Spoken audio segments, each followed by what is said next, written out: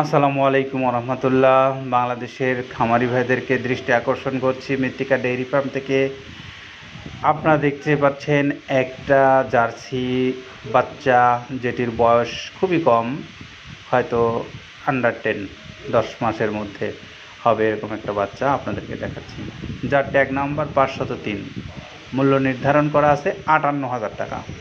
কোনো ক্রেতা ভাই যদি মনে করেন যে 58,000 টাকার বিনিময়ে আপনি এই জার্সি বাচ্চাটা খরিদ করে একে একটা গাভীতে রূপান্তর করতে চান, তাহলে আপনি অবশ্যই এই বাচ্চাটা খরিদ করতে পারেন।